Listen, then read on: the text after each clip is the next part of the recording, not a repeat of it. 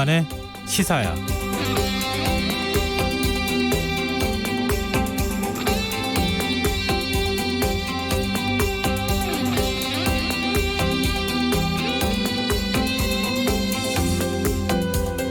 오늘 뼈아픈 경제지표가 하나 발표됐습니다. 통계청은 1년에 4번 분기별로 가계 동향 조사를 발표하는데요. 코로나19가 본격화한 올해 1분기 우리 국민의 소득 격차가 더욱 벌어진 것으로 나타났습니다. 코로나19에도 불구하고 소득 상위 20% 가구의 월 평균 소득은 지난해에 비해 6.3% 늘어난 반면 소득 하위 20% 가구의 소득은 제자리 걸음을 했는데요. 물가 인상을 반영한다면 저소득 가계의 소득은 감소한 것이나 마찬가지고 이마저도 정부의 공적 지원금과 실직에 따른 퇴직 수당이 반영된 결과라고 하니 그들이 견뎌내야 할 경제적 충격이 얼마나 큰지 짐작할 수 있습니다. 실제로 올 1분기에만 임시직과 일용직 일자리 27만 개가 사라졌다고 하는데요. 코로나19가 우리 사회의 약한 고리를 더욱 얇게 만들고 힘겹게 붙잡고 있는 희망의 끈마저 끊어내는 건 아닌지 걱정스럽기만 합니다. 어제 열린 20대 국회 마지막 본회의에서 고용보험법 개정안이 통과됐지만 코로나19 직격탄을 맞고 있는 특수고용직은 제외됐는데요. 어렵게 처리된 법 개정이 아쉬운 이유는 여기에 있겠죠. 정부는 저소득층을 위해 10조 원 규모의 고용지원 사업을 긴급 추진하고 있다고 밝혔는데요. 일자리 지키기와 함께 전 국민 고용보험 논의를 시급히 서둘러야겠습니다. 시사평론가 김성환입니다. 여권을 중심으로 한명숙 전 국무총리 불법 정치자금 사건에 대한 문제 제기가 이어지면서 재수사를 둘러싼 여야 공방이 이어지고 있는데요. 잠시 후 뉴스야에서 자세한 소식 살펴보겠습니다. 21대 국회에서 헌정사상 처음으로 여성 국회 부의장이 탄생할 것으로 보이는데요. 더 깊이 있게 들여다보는 인터뷰 시간에는 여성 국회 부의장이 확실시되고 있는 김상희 의원과 이야기 나눠보겠습니다. 김성환의 시사에는 청취자 여러분의 참여를 기다립니다. 방송 내용과 관련해 의견이 있으신 분들은 문자 보내주십시오. 당첨된 분들께는 모바일 상품권 보내드릴 텐데요. 참여하실 번호는 샵 9730이고요. 짧은 문자는 50원, 긴 문자는 100원의 이용료가 부과됩니다. 콩 게시판을 통해서도 무료로 참여하실 수 있고요. KBS 1라디오 유튜브 채널을 통해서도 실시간으로 시청 참여하실 수 있습니다. KBS 1라디오 김성환의 시사야. 그럼 지금 시작하겠습니다.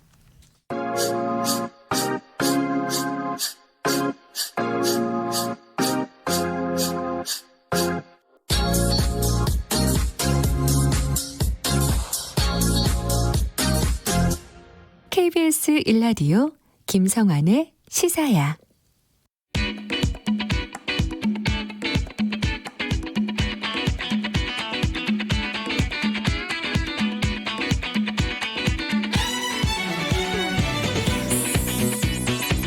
오늘 놓쳤던 뉴스 꼼꼼히 정리해드리는 뉴스야 시간입니다. 오늘은 곽재훈 프레시안 기자 나와 계십니다. 안녕하세요. 네, 안녕하세요. 코로나19 신규 확진자 수가 어제 30명대를 기록했는데 네. 하루 만에 다시 10명대로 줄어들었어요. 예, 좀 들쭉날쭉한데요. 네. 이 중앙방역대책본부는 오늘 자정 기준 코로나19 신규 확진자가 어제보다 12명 증가해서 누적 확진자 수가 1만 1,122명으로 집계됐다고 밝혔습니다. 오늘 발생한 12명 중에 10명은 국내에서 감염된 환자인데요. 이태원 클럽 감염 관련 이른바 N차 감염 사례를 포함해서 인천에서 6명, 서울에서 3명, 충남에서 1명이 나왔습니다. 나머지 2명은 해외 유입 관련 사례입니다. 이 신규 확진자 수는 이태원 클럽발 집단 감염이 확산한 이후인 지난 10일과 11일 30명대를 기록하다가 12일부터 15일까지는 20명대로 줄었고 이제 16일부터 19일까지는 19명, 13명, 15명 이렇게 10명대를 유지를 해왔거든요. 네. 근데 이제 하필 또 고등학교 3학년 등교 수업 첫날 이제 어제인데요. 어제 이 이태원 클럽발 감염 그리고 대형병원 의료진 감염 사례가 보고되면서 어제 신규 확진자 수가 32명으로 증가를 했었습니다. 그러니까 오늘 사망자는 어제 대비 1명이 추가돼서 누적 264명이 됐고요.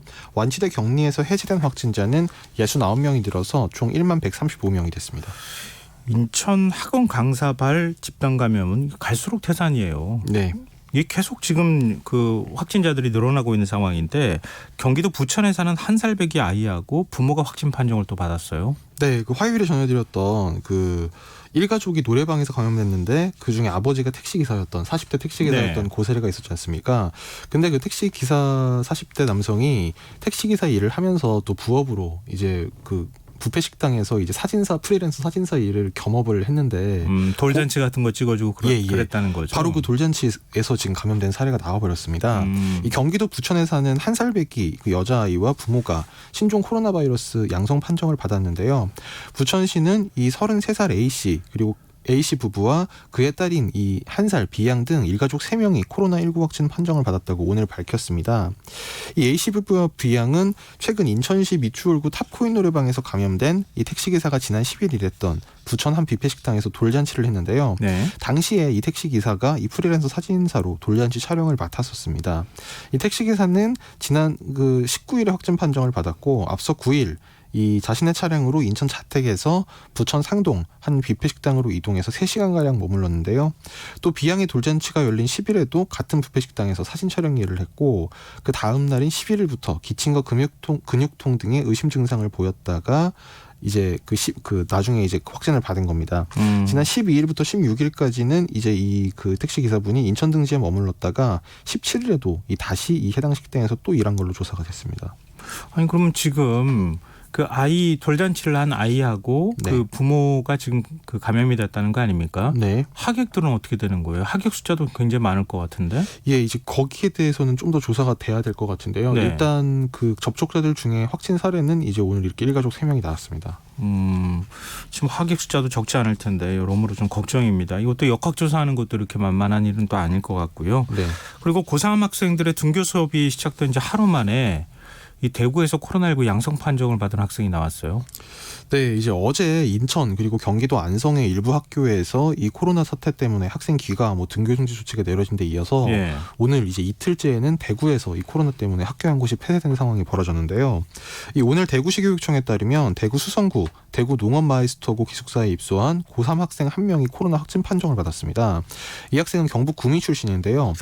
그저께 그러니까 지난 19일 오후에 기숙사에 입소한 다음에 이 검체 검사를 했고 오늘 양성 판정을 받았습니다. 학교 측은 오늘 1교시 수업 시작 직전에 결과를 통보받은 걸로 알려졌는데요. 이 학교 측은 코로나 대응 매뉴얼에 따라서 양성으로 나온 이 학생을 포함해서 기숙사생 17명을 격리 조치하고 나머지 3학년 학생 그 94명은 전원 귀가시켰습니다. 또 학교 시설을 이틀간 폐쇄하고 방역 조치를 한 한편 오늘부터 이 등교에서 다시 온라인 원격 수업으로 전환을 했는데요. 보건당국은 검체 검사 결과를 해보니까 밀접 접촉자로 분류된 같은 반 학생 15명 그리고 교직원 6명이 다행히 음성 판정을 받았다고 밝혔습니다.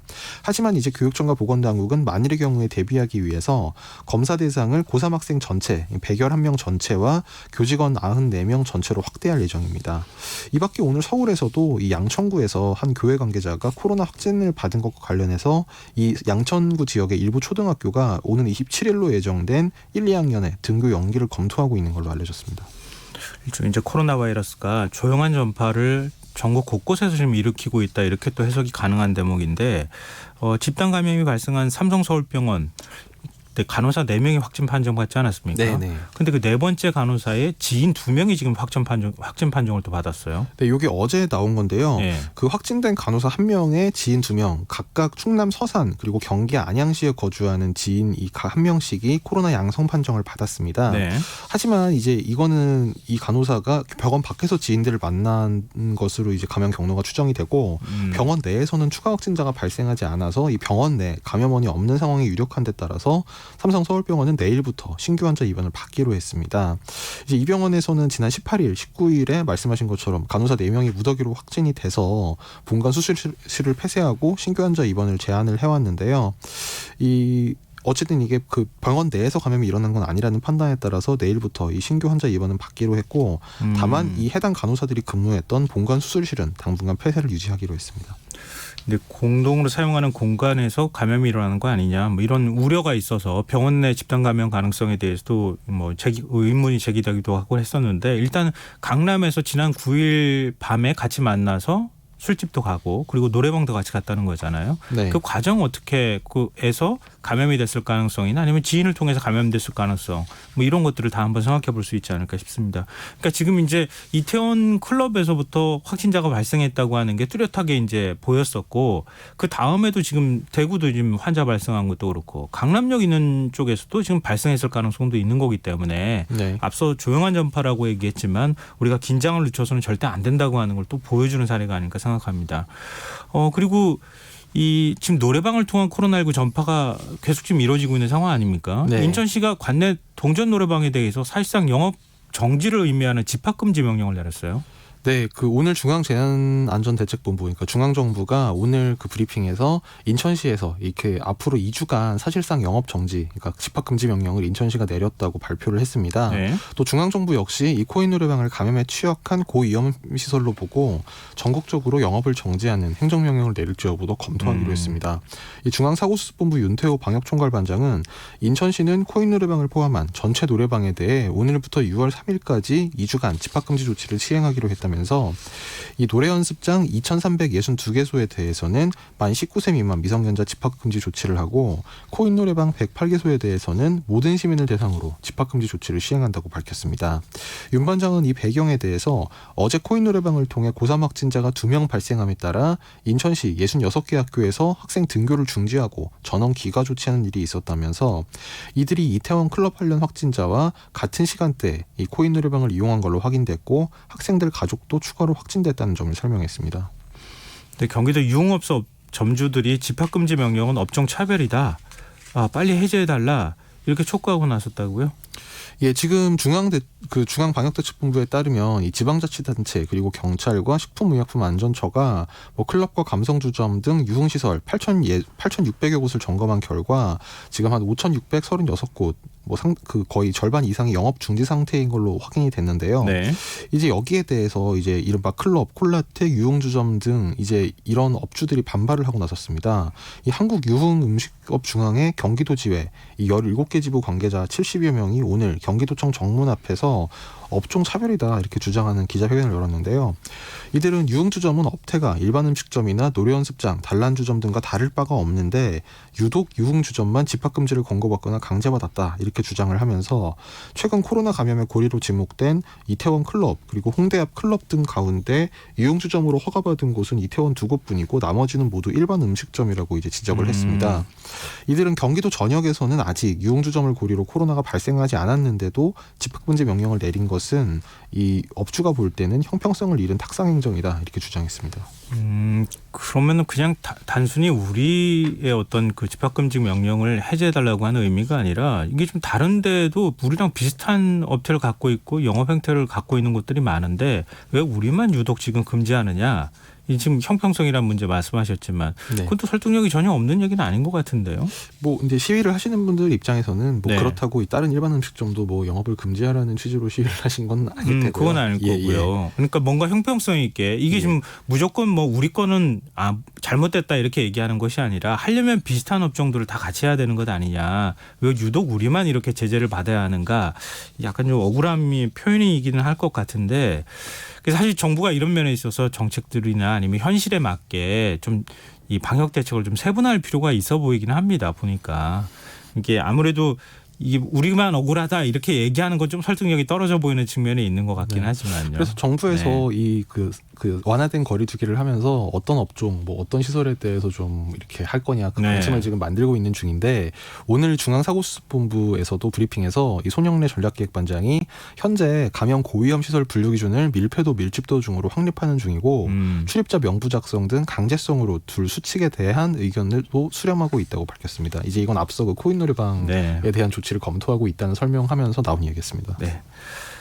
그리고 지금 등교 개학 문제가 학부모들의 최대 관심사 중에 하나인데 교육부가 유치원과 초중등 학교 개학을 예정대로 추진하겠다 이렇게 밝혔어요. 네, 오늘 정부 세종청사에서 신학기 개학 준비 추진단 회의가 열렸는데요. 그 결과 브리핑에서 이 박백범 교육부 차관이 오는 27일로 예정된 고등학교 2학년과 중학교 1학년 그리고 초등학교 1, 2학년 또 유치원생의 등교 일정에 대해서 예정대로 진행할 것이라고 밝혔습니다. 박 차관은 이 코로나19 상황에 따라 초등학교가 개학을 지역 사정에 따라서 연기할 수 있느냐 이 묻는 질문에서 이 지침상 등교를 미루지 않도록 돼 있다면서 상황이 얼마나 위중한지 교육청에서 판단하고 교육부 방역당국과 협의할 것이라고 답했습니다. 참고로 어제가 이제 고3 등교 첫날이었는데 고3 학생 이 전국 44만 2,141명 가운데 2만 1,191명, 그러니까 4.8%는 등교를 하지 못한 걸로 확인이 됐습니다. 이 전국 고등학교 2,363개 가운데 2,277곳에서 등교 수업이 진행됐고요. 그러니까 등교 수업 진행률은 한 96.4% 정도가 됐는데 나머지 86개 학교에서는 신설학교라는 이유라든지 아니면 확진자가 발생했다 이런 사유 때문에 원격 수업을 했습니다. 네. 이제 정치권 뉴스도 좀 살펴볼까요? 민주당 내부에서 한명숙 전 국무총리의 불법 정치자금 수수 사건을 재조사해야 한다 이런 목소리가 나오고 있죠. 그 배경을 좀 설명 좀 해주세요. 아, 배경을요? 네네. 그러니까 한명숙 전 총리 정치자금법 위반 사건 그걸 또 아무래도 시간이 네네네. 많이 지났으니까. 예, 이게 기억을 하실 텐데 이 사건이 2013년부터 15년 정도에 걸쳐서 재판이 이뤄졌고 검찰 수사는 그 이전에 있었죠. 이 한명숙 전 총리가 지난 2007년 열린우리당 대선 후보 경선 비용 면목으로 이 한만호 사장으로부터 9억 원을 받은 혐의로 2015년 대법원에서 징역 2년이 확정이 됐습니다. 1심 판결은 2013년에 났고요. 그래서 2009년 말에 별도의 뇌물수수 혐의로 이 한 전 총리에 대해서 검찰이 수사를 시작했는데 뇌물 사건 1심 선고를 앞두고 이 한 전 총리에 대한 불법 정치자금 수수 의혹을 추가로 제기해서 새로운 수사에 들어갔습니다. 그러니까 앞서 이제 뇌물수수 혐의에 대해서는 사실상 이제 기소를 거의 포기하다시피 한 거고 이 정치자금법 위반 혐의로 이제 새로운 수사와 기소를 이제 시작을 한 겁니다. 이 수사의 토대가 된 것이 바로 이 한만호 씨의 이 진술이었는데요. 2008년 부도 후 사기죄 등으로 구속 수감돼 있던 이 한만호 씨는 당시 검찰 조사에서 자신이 이 한명숙 전 총리에게 9억 원을 건넸다고 진술을 했습니다. 근데 그 한 전 총리의 1심 재판 2회 공판의 증인으로 나와서는 이 앞서 자신이 했던 진술을 뒤집고 돈을 건넨 사실이 없다 이렇게 좀 엇갈리는 진술을 했는데요. 검찰과 법원에서는 돈을 건넸다는 앞의 진술을 이제 그러니까 검찰은 당연하고요. 법원에서도 이 앞쪽에 돈을 건넸다는 진술을 인정을 했습니다.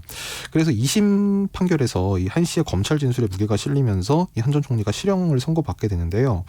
이 과정에서 한 전 총리의 동생이 이 한만호 씨가 발행한 1억 원권 수표를 전세자금으로 사용했다. 이 증거도 법원에서 인정이 됐습니다.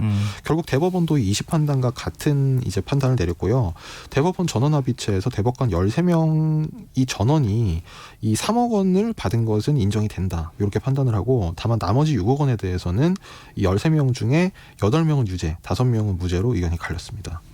참 사건 내용이 복잡해가지고 설명을 아마 들으시는 분들도 좀 헷갈리실 것 같은데 핵심은 그거 아닙니까? 그러니까 그 한만호 사장이라는 사람이 한신공영의 대표를 맡았던 한만호 사장이 검찰 조사 과정에서는 내가 돈을 건네줬다 이렇게 얘기를 했다가 재판 과정에서는 그런 적 없다 이렇게 말을 바꿨다는 거 아니에요. 그리고 그런 과정들을 비망록으로 당시 이제 구속 상태였기 때문에 적어놓은 그 비망록이 이번에 언론을 통해서 공개가 돼서 논란이 이제 더 불거지고 있는 상황이다.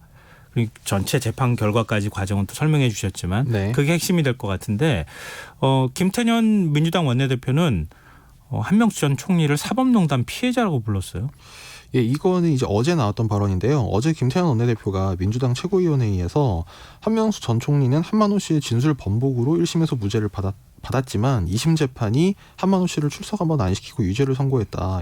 그리고 양승태 대법원이 유죄를 확정했다면서 당시 새누리당이 양승태 대법원에 한명숙 전 총리 재판의 신속한 처리를 요청한 사실이 사법농단 조사에서 드러난 바가 있다. 이제 이 점을 근거로 한명숙 전 총리가 검찰의 강압수사 사법농단의 피해자임을 가리킨다. 이렇게 주장을 했습니다. 김태원 대표는 오늘도 이 라디오 방송 인터뷰에서 관련 수사가 2010년 지방선거를 앞두고 시작됐다는 점을 언급하면서 한 전 총리가 유력한 서울시장 후보였다. 그래서 이 사건의 출발에 정치적 의도는 없었는지 주목하게 된다. 이런 말을 하기도 했습니다. 근데 미래통합당은 사법부에 대한 불신을 조장할 수 있다. 이런 목소리를 냈죠. 근데 통합당에서는 사실 요즘 이 사건뿐만이 아니라 지금 요즘 통합당 사정이 이제 뭐랄까요, 주요 당직자들이 현안에 대해서 그 의견을 말하는 자리가 보통 지도부 회의나 뭐 네, 그렇죠. 수석 대변인, 대변인 논평들일 텐데 보통 합당이 사실 요즘에는 그런 뭐랄까요, 그런 기능이 제대로 작동하지 않고 있긴 합니다. 오늘 나온 건 이제 부대변인 논평이었는데요. 네. 뭐 억울하다면 법적 절차에 따라 재심을 청구하면 될 일이다. 그 문재인 대통령이 당대표 시절 재심 청구 방안까지 검토했지만 추진하지 않았던 일 아니냐. 이제 와서 전혀 새롭지 않은 비방록을 핑계로 되살리려, 그 한 전 총리를 되살리려 하는 건 오만하면 발로다. 뭐 이런 주장을, 그러니까 이런 논평이 그 당 부대변인 명의로 나왔고, 네. 그 아침에 이제 윤영석 의원이 KBS 라디오 인터뷰에서 이 9억 원 중 일부가 부정수수가 됐고 한 전 총리 동생에게 건너와서 전세 자금으로 쓰였다는 것이 나왔지 않느냐. 그러면서 이거는 한 전 총리가 재심을 청구하든지 해야지 정치 공세로 몰아가는 것은 온당치 않다. 뭐 이런, 뭐 그러니까 윤영석 의원 개인의 입장입니다만 그렇게 얘기를 했습니다. 법적 절차를 밟으면 되지 않겠느냐. 한 전 총리가 재심 청구해서 다시 재판이 열리는지 안 열리는지, 뭐 물론 이제 재심 청구를 통해서 재판이 열리려면은 절차가 또 필요하긴 하지만 그런 과정을 밟으면 되는 것 아니냐, 이제 이렇게 얘기를 하고 있는 건데요. 아무래도 검찰 입장은 중간에 지금 그 끼어 있는 상황이기도 하고 본인들이 또 지금 그 기소를 한 사건에 대한 논란이 일고 있는 거 아닙니까? 검찰 수사가 정당하지 못했다, 공정하지 못했다, 이렇게 문제 제기하고 있는 것이나 마찬가지이기 때문에 검찰은 뭐라고 얘기를 합니까? 검찰 이제 당시 한명수 전 총리 사건을 수사했던 수사팀이 어제 이제 대검을 통해서 입장을 냈는데요. 그 요약하자면 이런 겁니다. 그 한만호 비망록 관련 언론 보도는 이제 사실 무근이다. 이 한만호 비망록이라는 그 한만호 씨가 그 감옥에 있을 때 이렇게 썼다는 그 문건 자체가 네. 이게 법원에서 이미 위증으로 이제 단죄가 된 것이다. 이제 이게 검찰 입장의 요지인데요. 그 어제 수사팀 입장문을 보면 이 소위 비망록이라는 서류는 한 전 총리 재판 과정에서 증거로 제출돼 엄격한 사법적 판단을 받은 문건이라면서 법원은 재판에서 위 문건을 정식 증거로 채택했고 대법원에서는 위 문건과 다른 증거를 종합해 한 전 총리에 대해 징역 2년 유죄를 확정했는 바 그 과정에서 당시 재판부와 변호인은 위 노트 내용을 모두 검토했으므로 내용은 새로울 것도 없고 이와 관련한 아무 의혹도 없었다. 이제 이렇게 설명을 했습니다. 그러면서 검찰은 이 진술조서 증거 능력을 토대로 한 전 총리에 대해 유죄 판결을 법원이 선고 확정한 것이라고 강조하면서 수사팀은 이 한만호 씨의 위와 같은 허위 주장을 위중으로 기소해서 법원이 1, 2심 모두 유죄를 선고했고 2017년 이 판결이 대법원에서 확정됐다. 이 점도 언급을 했습니다. 이러면 앞으로 어떻게 되는 겁니까? 그러니까 재심 절차를 밟기 위해서는 그러니까 추가 증거가 나오거나 아니면 뭐 예를 들어서 검찰 조사 과정에서 가혹행위가 있었거나 뭐 강압이 있었거나 이런 증거가 또 나와줘야 되는 거잖아요. 그렇죠. 또 네. 지금 추미애 법무부 장관은 여권의 재조사 요구에 필요성에 공감한다, 이렇게 얘기를 한 거 보면 법무부 차원의 조사 방법도 있을 거고, 네. 또 그리고 공수처에서 수사하는 방안까지 지금 언급이 되고 있는데 이제 각각의 방안들이 다 실상이 있습니까? 그러니까 뭐 이게 만약에 재심 청구를 지금 이 상태에서 하게 된다면 원래 저희 형사소송법이나 형법상의 네. 그 법 체계, 형사법 체계상으로 보면 이제 재심 청구가 가능하려면 뭐 이게 그 유죄 판단을 받았던 사람이 이게 무죄라는 증거가 뭐 새로운 증거가 나왔다거나 그렇죠. 아니면 뭐 당시에 어떤 뭐 검사의 가혹행위라든지 이런 게 있었다는 게 나오거나 아니면 뭐 피고인이니까 한 전 총리에 대한 것이 아니더라도 이제 이 증인에 대해서 어떤 뭐 그런 검사가 범죄적인 행위를 해서 이제 그런 걸로 유죄 판결이 나오면 이게 재심이 아마 가능할 수 있겠지만 뭐 법조계에서 지금 이 비망록의 이 내용이 보도된 것만으로 재심이 가능하겠느냐에 대해서는 좀 부정적인 의견이 중론입니다. 사실. 그리고 한만호 전 사장은 이미 사망을 한 상황이잖아요. 예, 뭐 그런 사정도 예. 있죠. 그래서 이게 그 여권 일각에서 이게 그 공수처 수사 대상 사건이 될 수 있다, 이제 이런 언급이 좀 주목을 받고 있는데, 이를테면 오늘 박주민 의원이 라디오 인터뷰에 나와서 재심을 통해 재판 결과를 뒤집는다 안 뒤집는다 이런 얘기들은 굉장히 나중 일이고 이게 공수처 수사 범위에 들어가는 것은 맞다. 다만 공수처는 독립성을 가지기 때문에 공수처 네. 판단이 달린 문제다, 이렇게 언급을 했습니다. 그래서 이거는 만약에 당시에 수사와 공판에 참여해서 이제 한 전 총리를 이제 그 유죄 기소를 유죄 판단을 끌어낸 그 검사들을 이제 공수처 수사 대상으로 만약에 삼게 네. 된다면, 네. 그래서 그 당시에 검사와 수사팀들이 뭐 어떤 뭐 부당한 수사를 했다는, 뭐 위법한 수사를 했다는 혐의로 뭐 유죄가 나오게 된다면 뭐 그거를 토대로 아마 재심을 청구하는 건 가능할 것 같은데, 벌써 지금 제가 말을 하면서도 중간에 전제들이 굉장히 많지 않습니까? 그러게요. 아직 이제 뭐 그 현재 단계에서 뭐라고 그 결과를 가늠하기는 상당히 어려운 일이 되겠죠. 근데 일종의 좀 과거사의 역할을 하는 것도 아니고 공수처가 과거에 있었던 재판에 대해서 적절성을 따지고 그때 이제 검찰이 잘못했다 그래서 담당 검사를 만약에 기소하거나 조사하거나 이렇게 되면 또 정치적 논란이 불거질 가능성도 있어서 민주당 입장에서도 상당히 좀 부담스러운 일이 되지 않을까 이런 생각도 좀 드는데요. 그리고 이제 아까 말씀하신 네. 것처럼 만약에 이제 검사의 어떤 그런 범죄적인 행위가 위법적인 행위가 있다면 네. 아마 이제 이 사건에 있어서는 한만호 사장에 대한 네. 이제 그런 행위가 될 텐데 그 본인이 지금 이제 돌아가신 상태에서 네. 그 입증이 아마 쉽지가 않지 않겠느냐는 판단이 많습니다. 이게 어떤 절차를 밟아 나가기에는 참 쉽지 않은 사건이다. 일단 여권 내에서는 그 당시에 어떤 재판에 대한 상당한 억울함을 갖고 있었고 그 억울함을 표출하는 과정이 아닐까 이런 생각도 좀 한편으로 듭니다. 지금 여러분께서는 KBS 라디오 김성환의 시사와 함께하고 계십니다. 계속해서 뉴스야 이어가겠습니다. 부실 회계와 후원금 유용 의혹을 받고 있는 정의기억연대에 대해서 검찰이 추가 압수수색에 나섰어요. 네, 오늘 이제 검찰이 정의연이 운영하는 서울 마포구 이 위안부 할머니 쉼터를 1시간 30분가량 압수수색을 했는데요. 서울 서부지검이 오늘 오후 2시 반부터 4시까지 이 마포구 연남동에 있는 위안부 피해자 할머니 쉼터 평화의 우리 집에서 압수수색 영장을 집행을 했습니다. 검찰 관계자는 당초 이곳은 압수수색 집행 대상이 아니었지만 일부 관련 자료가 이곳에 보관돼 있다는 사실이 확인돼서 추가 압수수색 영장을 발부받았다고 설명하면서 점심시간쯤 수사관이 현장에 도착해서 변호인 측과 집행 절차 방법을 논의했고 그래서 2시 반께 영장을 집행했다고 설명했습니다.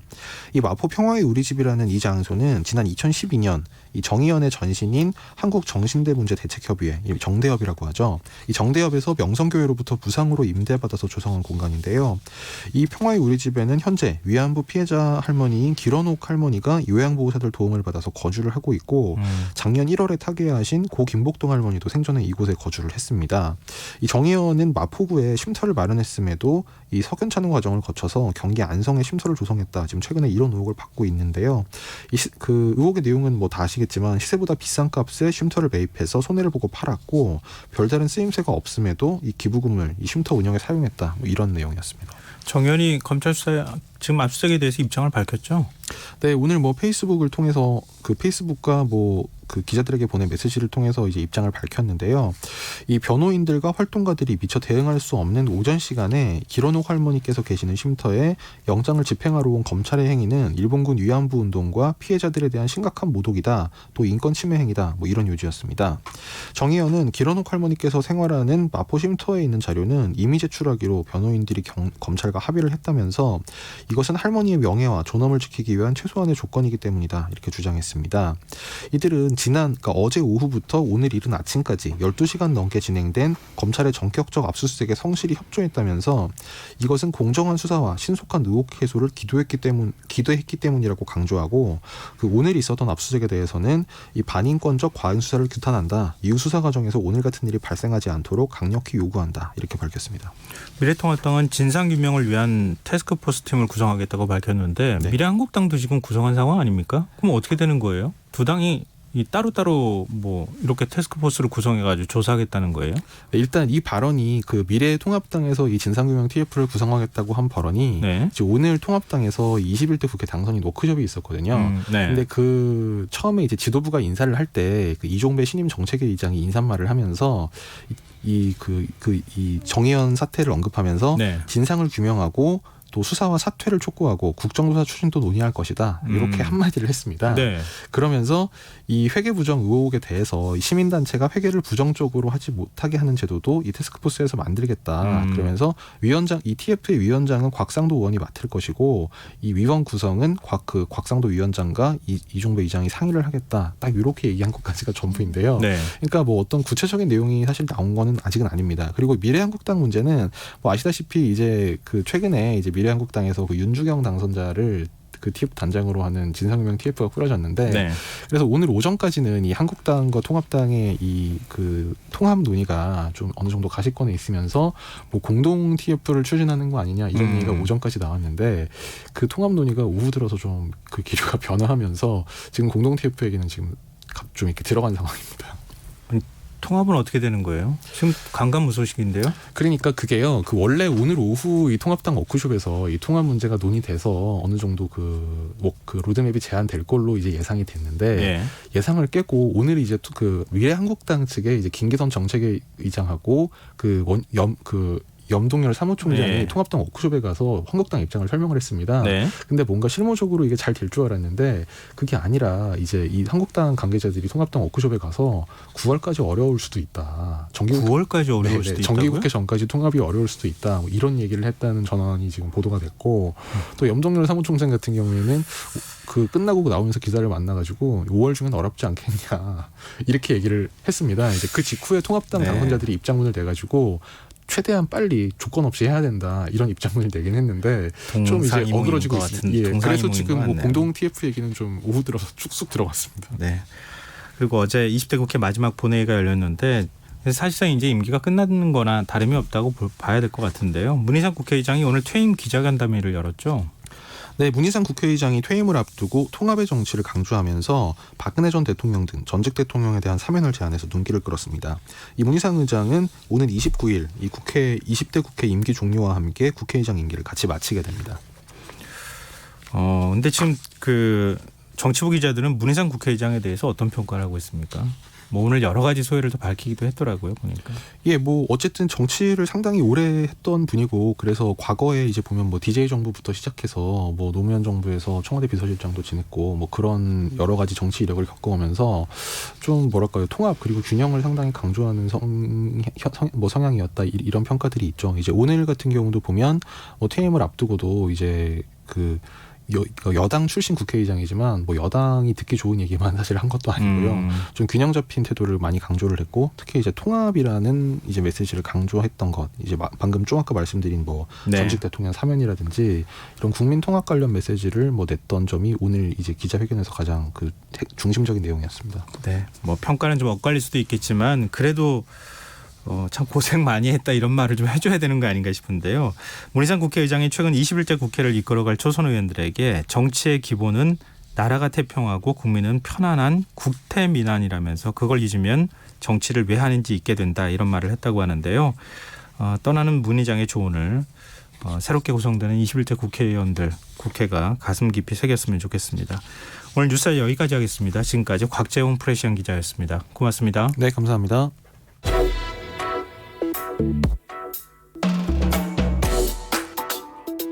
더 나은 내일을 준비하는 시간 KBS 1라디오 김성환의 시사야. 20대 국회가 어제 본회의를 끝으로 사실상 마무리됐습니다. 오는 30일이면 21대 국회가 시작되는데요. 이런 가운데 21대 국회 전반기 의장단의 윤곽이 드러났습니다. 국회 부의장으로는 더불어민주당 김상희 의원이 단독 입후보에서 사상 첫 여성 부의장 선출을 지금 앞두고 있는 상황입니다. 73년 헌정사상 첫 여성 국회 부의장이란 점에서 의미가 큰데요. 오늘 이슈와 인물을 더 깊이 들여다보는 인터뷰 시간에서는 김상희 민주당 의원과 얘기 나눠보도록 하겠습니다. 김 의원님 안녕하십니까? 네, 안녕하세요. 네. 김상희입니다. 먼저 축하드린다는 말씀 드리긴 좀 그런데 네. 뭐 아직 그 선출 절차가 남아 있기는 한 네, 거잖아요. 남아있습니다. 네. 근데 먼저 의장단에 도전하시게 된 배경부터 좀 설명을 해주시면 어떨까요? 네, 앞서도 지금 진행자께서 말씀하신 것처럼요. 네. 저희 헌정사 73년 동안 한 번도 여성이 의장단에 참여한 적이 없습니다. 네. 그래서 몇 번의 도전은 있었지만 좀 실패를 했었습니다. 그래서 이번에 제가 특히 이제 우리 민주당이 이번에는 국회의장과 부의장 두 자리를 추천하도록 되어 있는데요. 네. 제가 이번에는 꼭 여성들이 참여해야 되겠다는 생각에서 책임감에서 사명감에서 도전을 했고요. 우리 또 여성 의원들께서 네.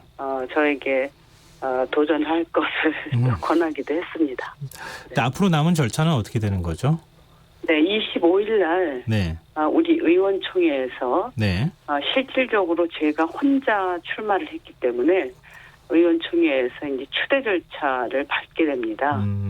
네, 그래서 추대가 되면 네. 6월 3일로 예정이 되는데요. 6월 네. 3일 우리 21대 국회 개원하면서 의장단을 선출하게 됩니다. 네, 그때 이제 선출되면 절차가 이제 끝나서 이제 그 인사를 하고 취임을 하게 되는 겁니다. 근데 출마 의사를 밝히셨을 때 당내 네. 일부 남성 의원들이 반대하는 의견도 있었다고 들었습니다. 아니요, 반대하는 의견은 없었어요. 아, 없었어요? 전혀? 네. 아니, 그거는 잘못 그래서 전달이 된 것 같은데요. 네. 누가 출마하는 것을 반대하는 거는 있을 수가 없죠, 사실은. 그렇죠? 네. 네. 그런데 이제 여성이기 때문에 뽑아야 된다.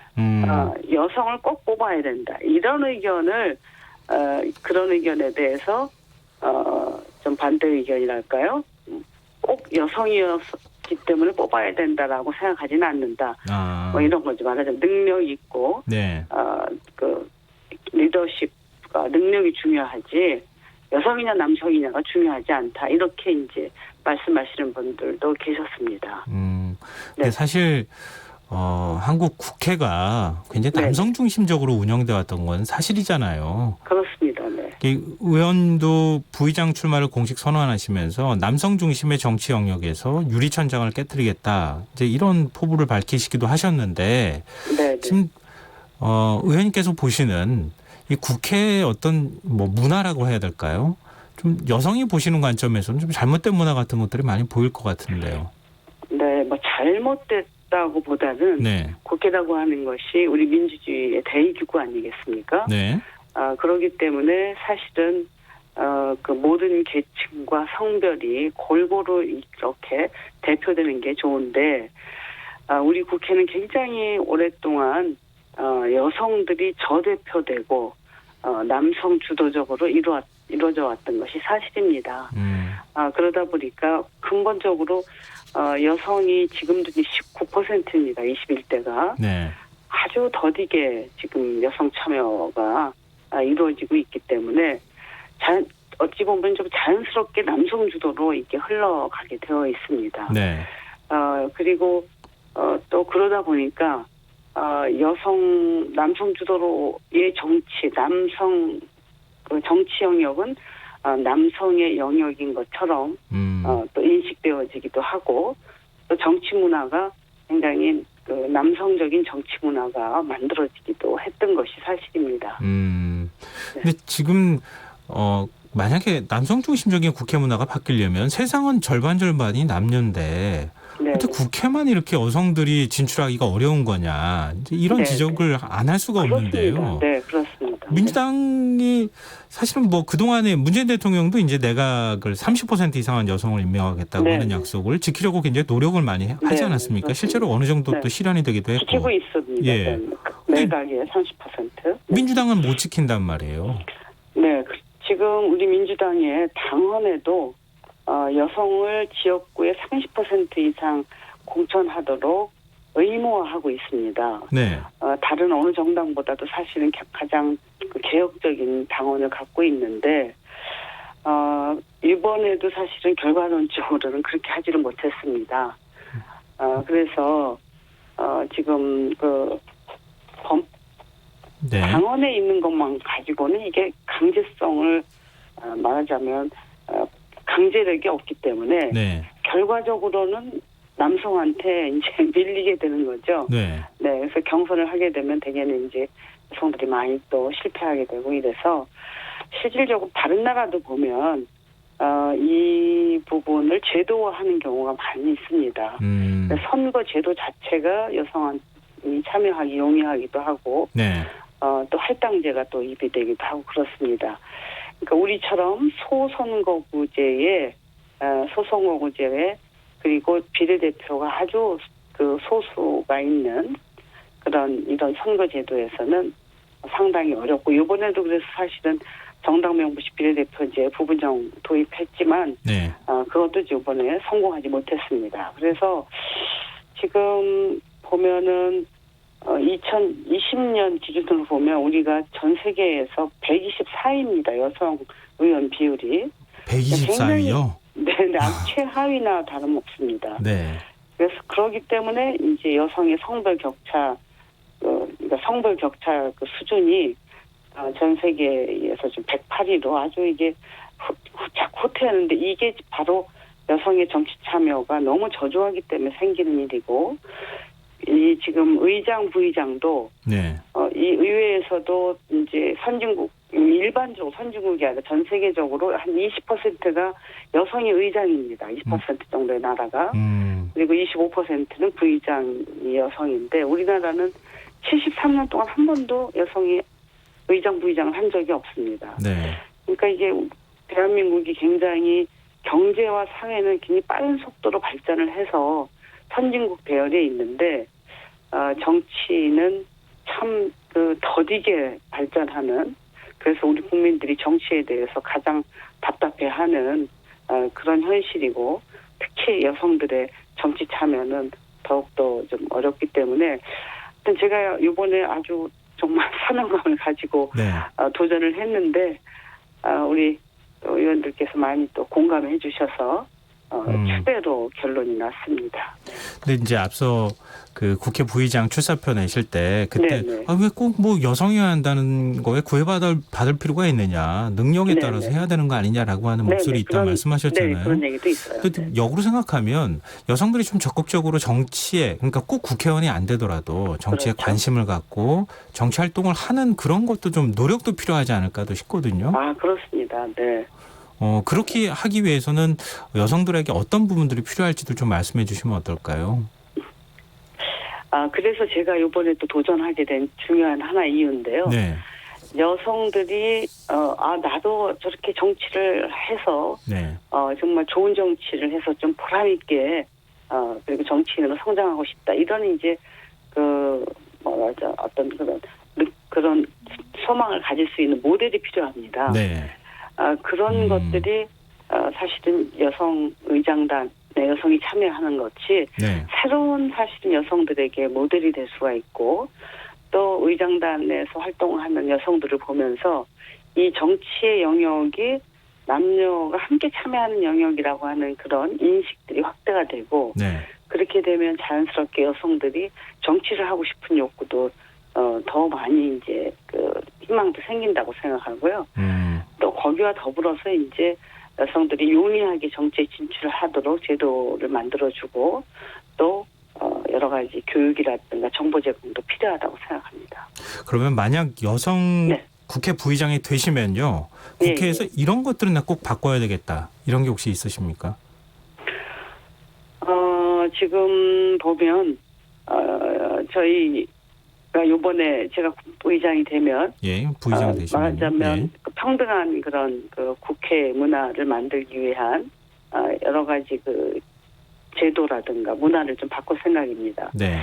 그래서 특히 이제 가장 중요한 것은 선거법을 바꾸고 싶습니다. 네. 선거법을 바꿔서 여성들이 용이하게 정치에 참여할 수 있도록 선거법을 좀 개정을 하고요. 예. 그리고 여성들에게 정치가 쉽게 접근될 수 있도록 여러 가지 교육이라든가 또 와서 직접 볼 수 있는 그런 직접 참가할 수 있는 프로그램 같은 것들을 확대하고요. 그리고 이제 국회에 들어온 이제 여성 의원들이 네. 국회에서 리더십을 발휘할 수 있도록 상임위원장이나 네. 간사나 또 중요한 당직에 여성들이 많이 참여할 수 있도록 제도 개선도 하고 문화를 바꾸는 그런 일을 하고 싶습니다. 네. 네, 의원님께서는 30여 년간 여성 시민운동도 해오시지 않으셨습니까? 네네. 여성 평우회를, 그러니까 최초의 진보 여성 운동 조직이라고 불리는 창립도 하시기도 하셨는데요. 네네. 국회 내에 있어서의 어떤 여성 국회의원들이 좀 더 영향력을 갖고 또 여성들이 정치권에 진출할 수 있도록 돕는 것도 그렇지만 여성 인권에 관해서도 좀 각별히 관심을 갖고 계실 것 같거든요. 그렇습니다. 관심 많이 가지고 있고요. 관련한 활동도 많이 했습니다. 그래서 제가 여성가족위원회 위원장도 했고요. 예. 우리 정당의 전국여성위원장도 했고, 또 이번 선거 때는 여성정치참여확대위원회를 맡아서 위원장으로서 또 선거에 여성들이 많이 참여할 수 있도록 그런 노력도 했습니다. 특히 제가 여가 여성가족위원장을 할 때 네. 지금 여성의 폭력, 특히 이제 성폭력이라든가 여성들의 안전 이런 네. 문제와 관련한 법안들도 많이 통과시켰고 신고죄를 최초로 폐지한 게 제가 그 법안을 다른 의원도 냈지만 네. 심혈을 기울여서 했습니다. 그리고 특히 이제 여성들이 한부모 여성들이라든가 한부모 가정을 네. 꾸리고 있는 여성들이라든가 그리고 이혼하고 나서 남편 그러니까 전 남편이죠. 네. 아이의 아버지한테 양육비를 네네. 받지 못해서 힘들어하는 여성들을 위한 그 양육비 이행과 관련된 법률도 제가 제정을 했습니다. 앞으로도 여성들의 인권과 특히 여성들의 폭력, 또 안전, 그리고 노동 관련한 그런 관심을 많이 가지고 네. 여성들의 삶의 질을 높이는 데 노력할 생각입니다. 지금 국회의장단의 윤곽이 다 지금 드러난 상황이나 마찬가지인데요. 네, 그렇습니다. 네. 의장에는 민주당 박병석 의원이 지금 유력시 되고 있고, 추대가 되고 있고요. 예, 야당목 당에서. 부의장에는 통합당 정진석 의원이 있는데요. 예. 어떻게 좀 합이 잘 맞을 것 같으세요? 예, 합이 잘 맞을 것 같습니다. 우리 박병석 의장님 앞으로 이제 되실 텐데 박병석 의원님하고는 지금 제가 이제 사선이 되지 않았습니까? 네. 쭉 같이 18, 19, 20대 활동을 같이 하면서 제가 굉장히 신뢰하고 그리고 자주 소통하면서 활동을 해왔고요. 특히 우리 박병석 의장님은 굉장히 성실하시고 국회 특히 본회의에서 보면 처음부터 끝까지 그리고 거의 개근하시는 의원님이십니다. 저하고 비슷합니다. 그 부분이. 네. 저하고 잘 합이 맞고요. 예. 정진석 의원님도 이제 공주가 지역구신데 네. 제 고향이 공주입니다. 아, 네. 네, 저는 지역구가 지금 경기 부천인데요. 부천병인데 그래서 평시에 저를 이제 고향 누님이라고 해서 또 굉장히 친근하게 또 대하면서 당은 다르지만 네. 그래서 오늘 아침에도 통화를 했고 네. 우리 또 박병석 또 우리 의원님하고도 네. 아직은 의원님이시죠? 네. 네, 아침에 뵙고 우리 의장단이 제대로 좀 정치력을 발휘해서 네. 21대 국회는 좀 잘 해보자고 하는 네.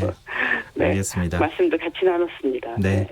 20대 국회는 사실 국민의 평가가 좀 약간 박하했는데요. 21대는 이제 국회 부의장 곧 되시면은 좀 국민의 기대에 부응하는 그런 국회를 좀 만들어 주셨으면 좋겠다. 네, 저도 그런 꼭 바람. 그렇게 하고 싶습니다. 네. 네. 늦은 시간 오늘 인터뷰 응해 주셔서 네. 정말 고맙습니다. 네, 감사합니다. 예, 네. 지금까지 김상희 민주당 의원과 함께했습니다.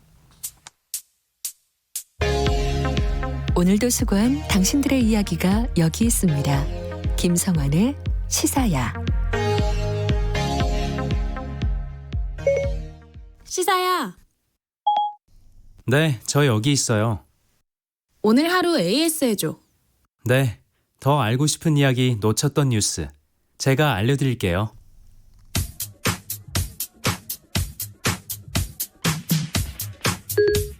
시사야 애프터 서비스를 시작합니다. 한명숙 전 총리 정치자금법 위반 사건이 다시 수면 위로 올라왔습니다. 오늘 김경래의 최강시사에서 더불어민주당 홍익표 의원, 민주통합당의 윤영석 의원을 초대해 여야의 입장을 모두 들어봤습니다. 해당 내용입니다. 일단 민주당 쪽에서 이거 재조사를 해야 된다는 취지의 얘기들이 나왔습니다. 어제 김태년 원내대표도 마찬가지고 추미애 법무부 장관도 얘기를 했고요. 이게 근데 현실적으로 가능한 거예요? 가능할지는 좀 더 사법적 절차를 봐야 되겠는데요. 네. 저희들은 해야 된다는 것이 당의 이제 분명한 입장입니다. 왜 그런지 말씀하시면은 우리 윤영석 의원 네. 얘기도 좀 들을게요. 왜 해야 되는지. 뭐 이게 비망록 그 당사자인 한만호 씨가 사망했기 때문에 네. 상당히 제약 요인이 있는 건 분명하지만 네. 잘 아시는 것처럼 이 한명숙 그 전 대표의 이 검찰 수사는 상당히 정치적 배경에서 시작됩니다. 실제로 이러한 검찰이 이러한 내용 수사를 하는 그 검찰이 수사를 강압적으로 수사를 했고 그다음에 이 전혀 다른 진술을 그 채택하지 않았고요. 네. 한만호 씨의 진술을 법원은 이 사건을 상고법원이라는 자기들의 목적을 위해서 매우 정치적으로 다룬 것 아니냐 하는 것이 전체 사건의 골격이라고 봅니다. 조사를 현실적으로 어떻게 해야 될지는 재조사를 좀 따져봐야겠지만 조사의 필요성은 있다 이런 말씀이신 건데 그렇습니다. 유영석 의원님은 어떻게 보십니까 이 부분? 우선 이제 이러한 사건 같은 경우는 당사자가 그런 판결의 결과에 불복을 할 경우에는 네. 재심 청구를 할 수 있게 되어 있습니다. 네. 그래서 지금 재심 청구를 본인이 이제 하면 되는데 네. 이것을 여당에서 이렇게 문제를 제기하는 것은 다른 목적이 있다고 저는 생각이 들고요. 우선 지금 이번에 총선에서 민주당이 이겼지만 참 선거에 이겼다고 이런 법치주의마저 그야말로 무시하고 군림하는 그런 태도가 아닌가 생각이 들고 결국은 이제 지금 여당의 원내대표 또 국회의원들 법무부 장관까지 지금 작전을 하듯이 이렇게 막 몰아붙이고 있는 상황인데요. 네. 이 상황은 그 당시에 사실 보면은 이게 1심, 2심, 3심을 거쳐서 이제 3심 대법원에서 결국 확정 판결이 된 상황이지 않습니까? 이게 어떤 구두 진술만 가지고 그 당시에 판결이 난 사건이 아닙니다. 어떤 여러 가지 어떤 정황 증거가 나왔고요. 이러한 어떤 증거들 다 무시하고 지금 와서 그 재판이 어떤 잘못됐다는 식으로 한다면은 그야말로 대한민국 사법 체계의 근간을 다 허무는 여당 스스로 다 허무는 그런 행위이고 이것은 누가 봐도 납득하기 어려운 것입니다. 그렇기 때문에 이것은 한명숙 전 총리가 빨리 그 재심을 청구하든지 그렇게 해야지 이것을 정치적인 공세로 몰아가는 것은 온당치 않다고 저는 생각합니다. 제가 한마디 하면 결론부터 말씀드리면 이 비망록은 한명숙 전 총리 재판 과정에서 이미 공개된 것입니다. 그런데 새삼스러울 것 없는 비망록이 왜 5년 만에 다시 논란이 되는 걸까요? 2010년 한 전 총리의 서울시장 출마가 유력한 상황에서 검찰은 곽영욱 대한통운 사장 5만 달러 수수권으로 한 전 총리를 기소합니다. 1심 재판 과정에서 곽 사장이 내가 직접 준 게 아니라 의자에 두고 왔다고 진술을 바꿉니다. 한 전 총리의 무죄 선고 가능성이 높아진 것이죠. 그런데 참 공교롭게도 1심 선고 하루 전날 검찰은 한신건영을 전격 압수수색하며 한 전 총리를 추가로 기소하기에 이릅니다. 궁지에 몰린 검찰이 언론의 한신공영권을 흘린 뒤에 별건 수사를 통해 기소한 것 아니냐는 의심의 목소리가 당시에도 나왔습니다. 검찰 수사 과정에 대한 문제는 2015년 대법원 판결 과정에서도 지적됩니다. 이례적으로 재판관 5명은 검사가 한만호의 진술이 번복되지 않도록 부적절하게 애쓴 흔적이 역력하다면서 재판관 다수 의견을 비판하기도 했습니다. 대법원 판결을 존중하는 건 당연합니다. 그러나 이례적인 기소와 재판 과정이었음을 부인하기는 어려울 듯합니다. 법적 안정성과 억울한 희생자가 없어서는 안 된다는 주장, 어느 쪽이 더 설득력이 있는지는 청취자 여러분께서 판단하시리라 생각합니다. 김성환의 시사야는 청취자 여러분의 참여를 기다리고 있습니다. 오늘 방송 내용과 관련해 의견이 있으신 분들은 문자 보내주십시오. 참여하실 문자 번호는 샵 9730이고요. 짧은 문자는 50원, 긴 문자는 100원의 정보 이용료가 부과됩니다. 콩 게시판, 유튜브는 무료로 이용하실 수 있습니다. KBS 라디오 김성환의 시사야 1부 순서는 여기서 마무리하고요. 2부에서는 사건, 사고 뉴스 등을 살펴보는 밤참 뉴스, 우주로 가는 밤 순서로 찾아뵙겠습니다. 전 11시 온각 2부에 다시 오겠습니다.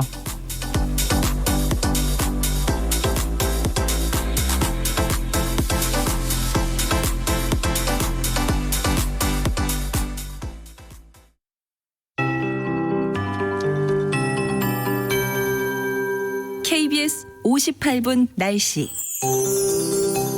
현재 전국적으로 구름이 많은 가운데 황해도 부근에서 비구름대가 다가오고 있습니다.